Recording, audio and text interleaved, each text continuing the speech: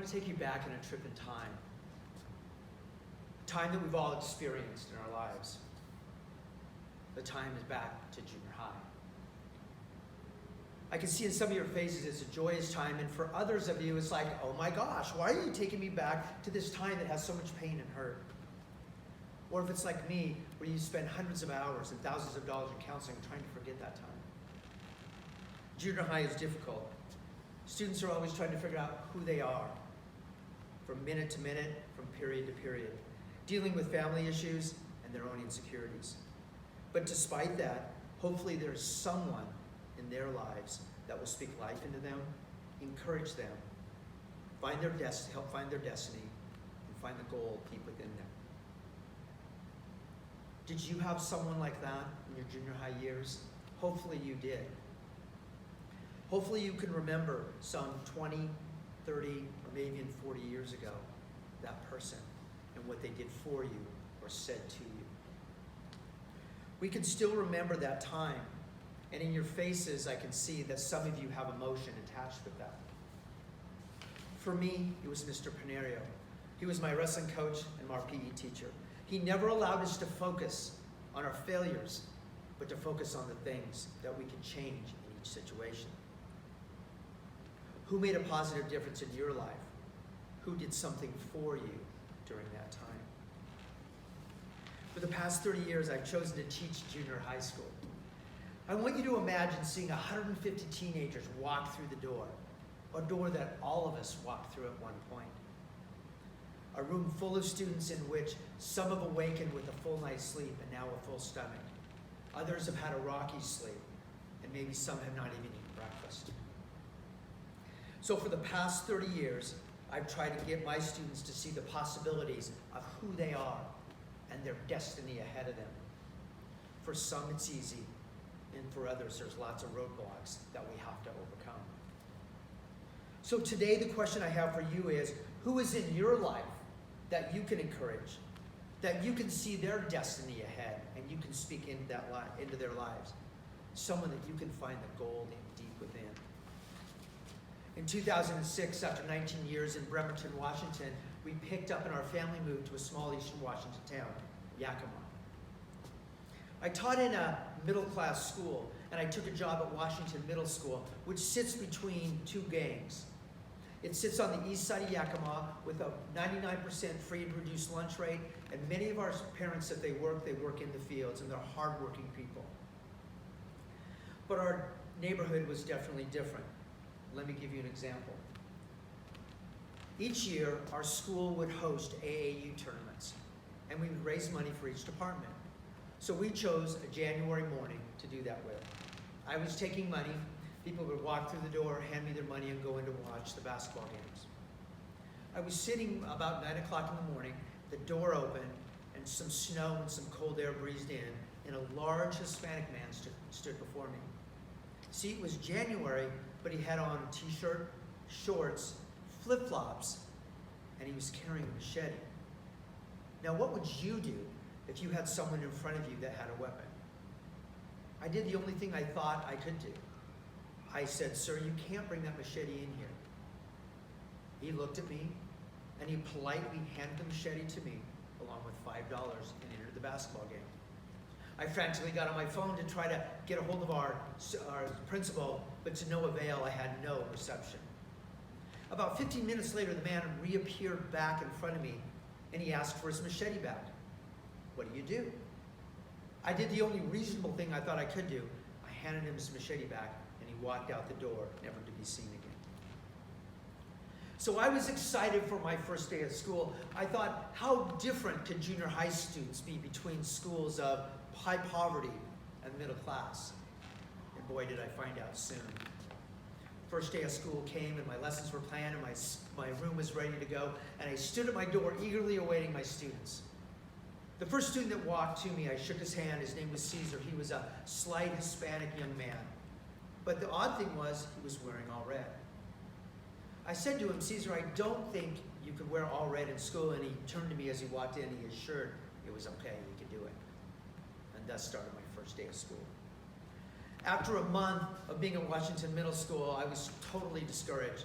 I felt like I couldn't connect with my students. I didn't understand them, and I just wasn't getting to what their needs, getting to the needs that they had. I went home on that Friday. I sat on the couch, and I thought, there's no way I can go back on Monday. I have absolutely nothing to offer, and I had no more tricks in my bag. Have you ever had that sinking feeling where you're in a situation you have no answers to, and you feel hopeless? It's kind of like the story of the Emperor's New Clothes. You felt naked and vulnerable. But I had nowhere to go. I had signed a contract. We were building a new home for our family. I was stuck. So I had to make this work. I had no strategies for Monday except for do what I'd always done. A student sit in my room, tell them how glad I was they were there, and try to find something in each one of my students I could say positive about them. At Washington, I learned quickly that relationships are disposable, especially with those with adults. And for many students, those relationships are non-existent. So Monday morning, I stood at my door and I greeted every student with a good morning, I'm glad you're here, and something personal about their life. Things started to change slowly, and by Christmas break, I felt we were on our way to being successful. We went to Christmas break, and I was excited to come back after. And as my students entered the room, as I greeted them at the door, I felt like we were back at square one again. Many of my students had a miserable Christmas break. It came home to me when I sat and talked with one of my young men in my classroom. He had said that most of the break his parents had been fighting, and the highlight of his break was watching his mom chase his dad around with a butcher knife. What I learned at Washington Middle School was what truly was important to my students, and that was relationship. See, I believe all kids and all students were created for relationships, and it's in those, taking the time for those relationships, that was the most important. And so for those of us that are fortunate to be in a classroom where we have students that we're responsible for, it is our privilege to be the ones to connect with them, to find out truly what matters to them. And then to take that information and to speak life and help find their destiny, to find the gold in their life that they can hang on to. But for many students, as they walk through our door, there is damage and mistrust, so the journey can be much more difficult and much longer. I want to share with you 4 things I learned about my students, and then I'd like to share 4 things that I learned that helped me make connection with each one of my students in the classroom. The first thing I learned about my students were they wanted to be heard. I had a young man by the name of Nate. Nate came into my class every day, put his books on his desk, and came and he stood at my desk, and all he wanted to do was talk. It was important for him that he heard about what was going on in his life. So eventually I pulled the stool over after many days, and Nate would come in for the first 10 minutes of class while my students were doing their entry task. Nate would just sit and he would talk and share about things in his life. Number 2, the second thing I learned was students are created for relationship. While many of my students are successful in the classroom, the letters I get at the end of the year from my students say nothing about the amazing science lessons or the concepts they learn. Yet most of the content is about the time I took for them and the questions I asked, and I just would take the time to listen. The third thing I learned, that students just need to be encouraged. I had a student in my classroom this past year who I found out later had been taken out of her home because she was being molested. She was put back with her birth father, who had no experience raising children. She came into my classroom early, and she sat at my desk in tears. She had related the story about how her father's girlfriend had OD'd that night, and how she was the one that had to call 911 and help bring her back to life. Her life was a mess, and all I could do was just continue to encourage her and tell her what I thought she was, what destiny she had, and she could do this, and she could get to the end of her life and have an amazing life.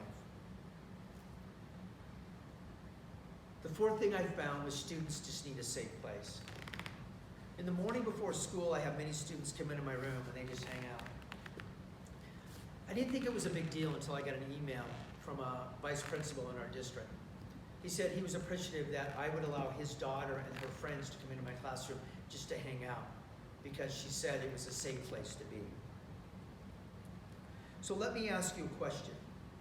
Who do you have in your life, on your staff, in your classroom, that you can encourage, that you can find the gold in, even if it takes a long time? One of my favorite movies, Coach Carter, has a clip in it from Marianne Williamson, and the writing to me sums up what many of our students feel.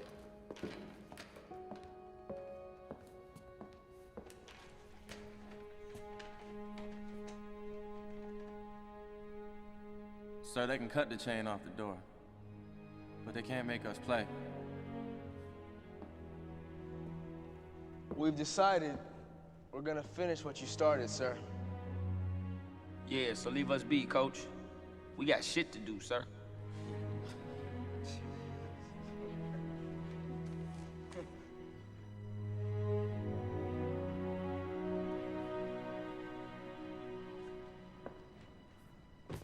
Our deepest fear is not that we are inadequate. Our deepest fear is that we are powerful beyond measure.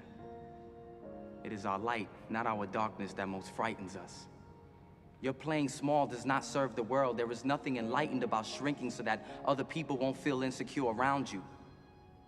We were all meant to shine as children do. It's not just in some of us, it's in everyone. And as we let our own light shine, we unconsciously give other people permission to do the same. As we are liberated from our own fear, our presence automatically liberates others.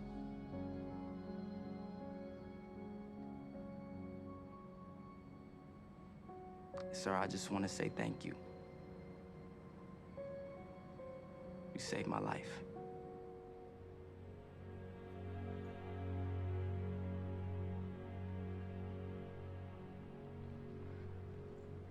Thank you, sirs. All of you.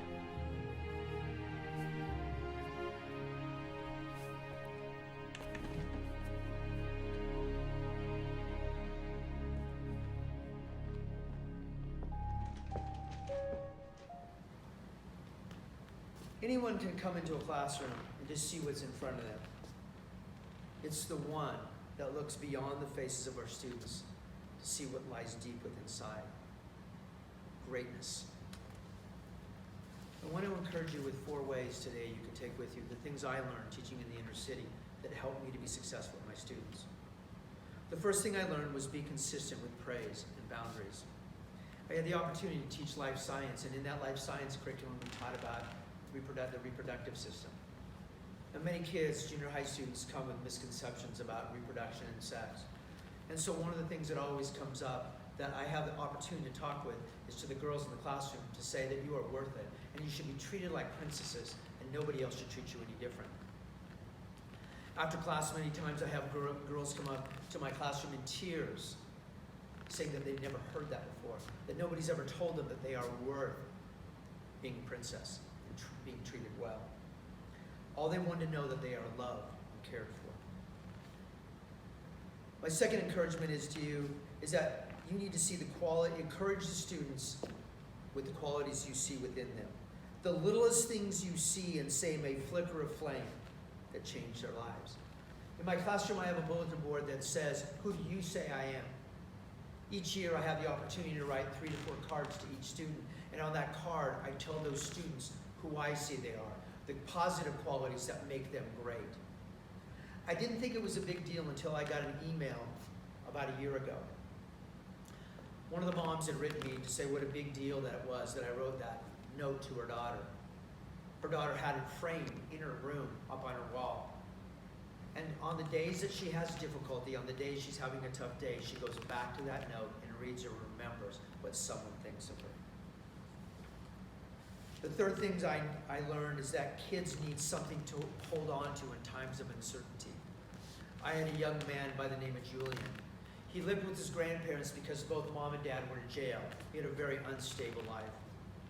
He was in my classroom and he was getting about a 3% in my class for a grade.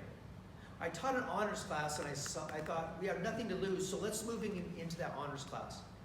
He went begrudgingly. And so for the first week, he told me how dumb he was and how stupid he was and how he didn't deserve to be there.